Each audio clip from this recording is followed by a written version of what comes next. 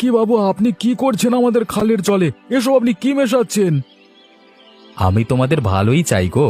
আর তাই তোমাদের গ্রামের মোড়ল এই বুড়িমার থেকে অনুমতি নিয়ে যাতে গ্রামের মানুষদের মাছের কোনোদিন কমতি না হয় তার জন্য খালের জলে কেমিক্যাল মিশিয়ে চাষ মাছ চাষটা দ্বিগুণ করছি। সত্যি মাছ দ্বিগুণ হবে? হবে নয়, হতে বাধ্য। 15 দিনের মধ্যেই তোমরা হাতে নাতে ফল পাবে। তাহলে তো আপনাদের দিন ফিরে যাবে। সেটাই তো চাই তোমাদের গ্রামের মোড়ল, যে তোমাদের অবস্থার উন্নতি হোক। সত্যি উনি তোমাদের কথা খুব ভাবেন। আমরাই শুধু এতদিন মানুষটাকে চিনতে পারিনি, এবার থেকে আর কখনো ভুল বুঝবো না ওনাকে।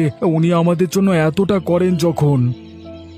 এবারে তোমরা পেটে খাবে এবং বাজারে মাছ বিক্রি করবে মন ভরে, কেউ বাধা দেবে না।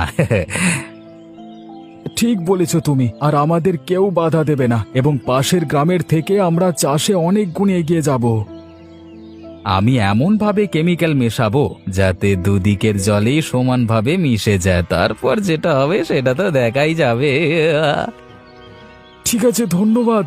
আমি আসি। হ্যাঁ, গ্রামের সবাইকে খবরটা দিই। সবাইকে জানিয়ে দাও যে তোমাদের সুখের দিন আসতে চলেছে।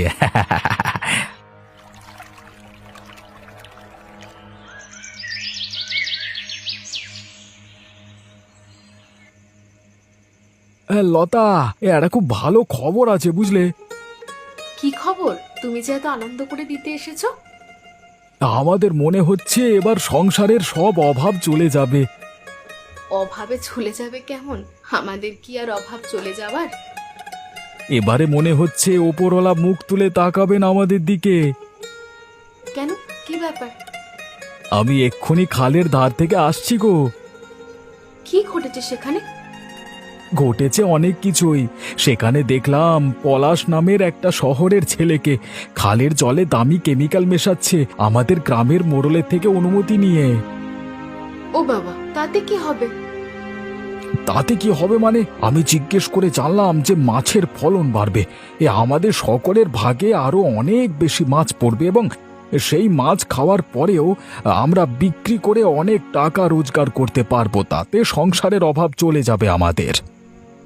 তাহলে তো ভালো কথা। আমার শুনে তো খুব আনন্দ হচ্ছে গো। তুমি তো কোনোদিন এত ভালো খবর আনো না, আজ এনেছো। আমি খুব খুশি হয়েছি। তুমি আমার কথা মিলিয়ে নিও, এবার থেকে আমাদের সব দুঃখ চলে যাবে।